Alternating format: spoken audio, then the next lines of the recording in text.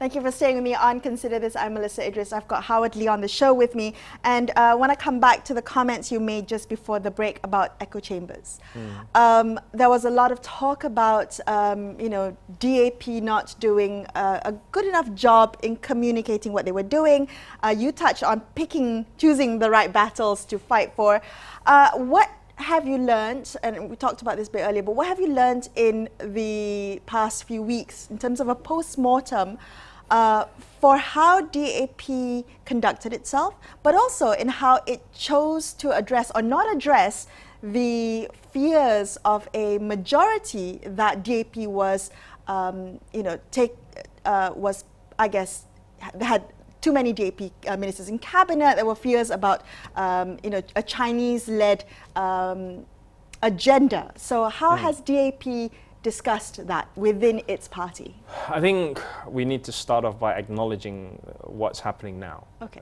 What we see for us is what I would call a democratic dystopia, where the democratic functions and constitutional provisions for democracy has been used for power jostling to, quote unquote, address certain fears of the majority.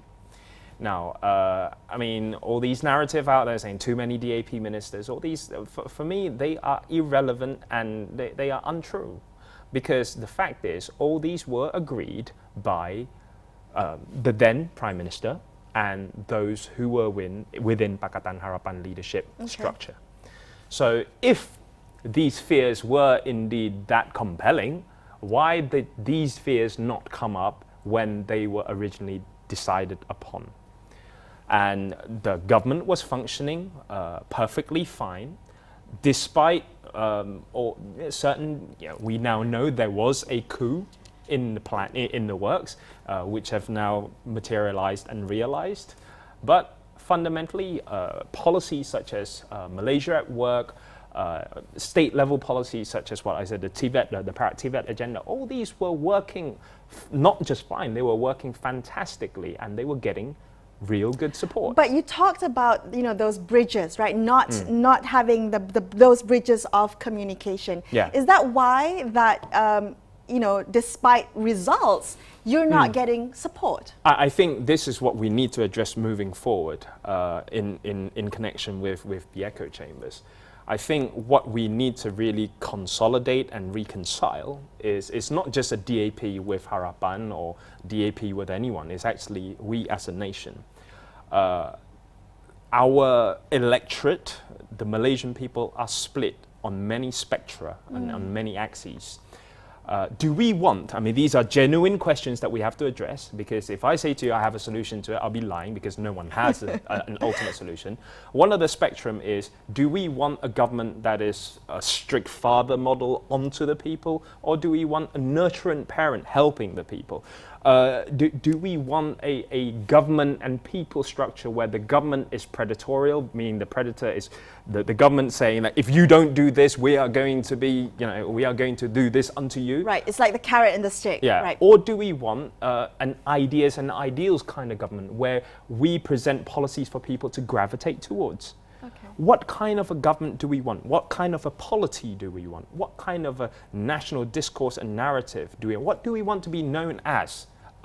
A country that is driven by a strong authoritarian government and tell you this is what you should do, or the people lead the agenda and lead the narrative? When you say we, you're talking about the electorate, the very electorate that you say are tired, fatigued, yes, apathetic. So how do you reconcile that? I think this is the key answer we need to seek. Number one, we need to encourage people to stand up and stand out in saying what do they want out of a government. Because we've seen too many moments being, dominated within public sphere and public discourse by political elites. These political elites are essentially what brought us what we have today, which is the jostling of power up top, bringing about this new lethargy and fatigue that people just don't want anymore. Okay. So the people need to stand up and stand out. Well, you are in a unique position because you are Deputy Chief of Harapan Youth, you are Chief of DAP Youth or DEPSI.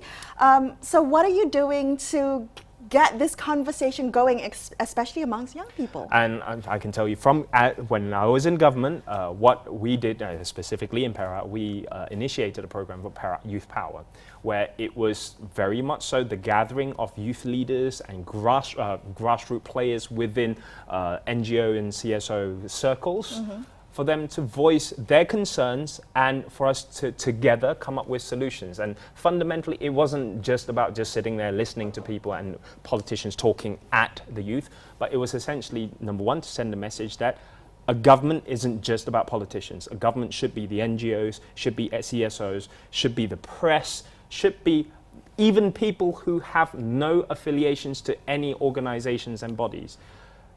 We need to govern together. And we cannot anymore. Well, now that you are in opposition, what are you going to do? Because those are ideals for... Organize. We were doing this in government. We're going to continue to do this from opposition. To organize the people to have not only their voice heard, but to participate in governance. All right. Are you back to work now? Are you getting back to work? I haven't stopped. Okay, that's all the time we have. Thank you so much for being on the show. It's been a pleasure talking to you. Thank you. I'm Melisa Idris signing off tonight. I'll be back with you same time tomorrow night for another episode of Consider This. I'll catch you then. Thank you for watching. Thank you.